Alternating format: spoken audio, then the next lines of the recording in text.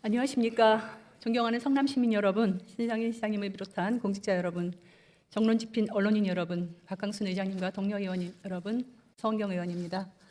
저는 2024년 성남시 본예산과 이번 1차 추경 예산안을 보면서 신상인 시장님이 시민의 혈세를 다루는 예산을 편성함에 있어서 매우 즉흥적, 감정적이라는 것과 시민으로부터 의회에 부여된 예산 심의 의결권을 무시하고 있다는 생각을 지울 수가 없습니다.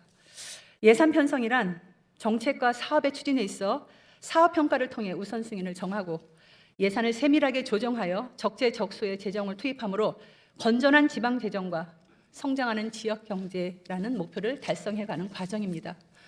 그러나 신상인 시장은 지난 12월 2024년 성남시 예산 3조 5,400여 원을 편성하면서 사업 평가, 불필요한 예산 정비, 민생 경제와 맞춤형 예산 편성 등 합리적인 예산 편성과는 거리가 먼 사업 예산을 40%씩 일괄 삭감하며 심지어 조직을 운영함에 있어 필수 경비인 운영비와 일반 운영비가 인건비와 일반 운영비까지도 일괄 삭감하는 이에 불과한 예산안을 의회에 제출했습니다.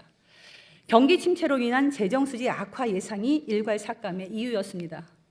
그리고는 본예산 통과 2달여 만에 본예산에서 일괄 삭감한 예산을 원상 복귀시켜 추경 예산안을 의회에 제출했습니다. 시장님께 묻겠습니다. 2달여 사이에 저희 시의원들이 모르는 성남시 재정 수입이 극적으로 증가하는 어떤 요인이 발생한 것입니까? 시장님이 자리에 안 계시는군요. 예산 편성은 성남시 한 해 살림의 재정을 관리하고 운영하기 위해 매우 중요한 절차이기에 시장님의 초보적인 행정 능력과 비합리적, 비상식적 예산 편성을 지켜보는 성남 시민들의 우려가 깊을 수밖에 없습니다. 우려되는 몇 가지 문제를 짚겠습니다. 첫째, 예산의 투명성과 효율성 저해입니다. 예산의 일괄 삭감, 일괄 복귀는 예산 편성 시 반드시 선행되어야 하는 정책과 사업의 실효성, 지속 필요성, 운영의 효율성 등의 검토와 평가를 방해하게 되고 재정의 낭비를 가져옵니다. 둘째, 예산의 안정성 저해입니다. 각종 재해, 재난 등의 발생 시 긴급히 투입될 예산의 면밀한 검토와 조정 없이 주먹구구식 일괄 삭감, 일괄 복귀는 예기치 못한 문제나 상황에 대응을 어렵게 합니다. 셋째, 예산의 탄력성 저해입니다. 정책이나 사업의 특성이나 필요성에 맞는 예산의 조정 편성이 이루어지지 않아 실제 꼭 필요한 예산의 확보를 어렵게 합니다. 이렇듯 예산의 투명성, 안전성, 탄력성을 저해하는 근본 추경안에 대해 집행부 공무원 어느 누구도 속 시원히 설명을 하지 못하고 있습니다. 오직 한 분, 신상진 시장님만이 왜 이런 방식으로 예산을 편성했는지 답해 주실 수 있습니다.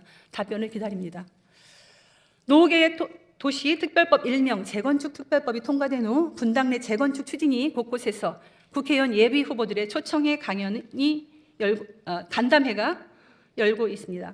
그런데 간담회에서 주민들을 호도할 수 있는 그리고 시장님이 불공정한 행정에 개입할 수 있다고 해석될 수 있는 매우 위험한 발언이 반복되고 있습니다.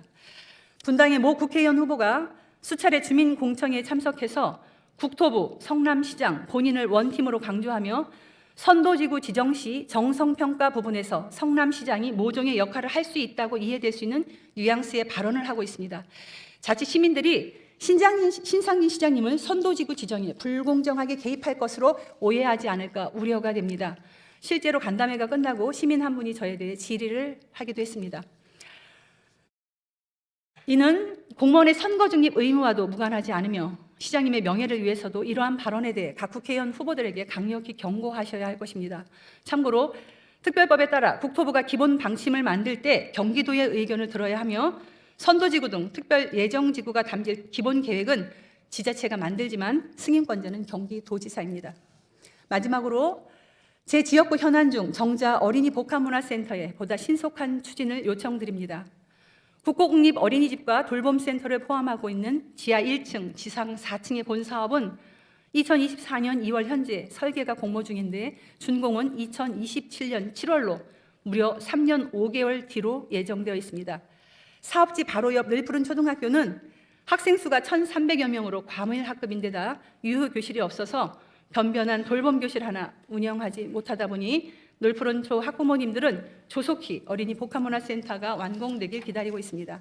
시장님께서는 애타는 학부모님들과 아이들의 사정을 헤아려 주셔서 어린이 복합문화센터가 예정을 앞당겨 완공될 수 있도록 도와주시길 간곡히 요청드립니다.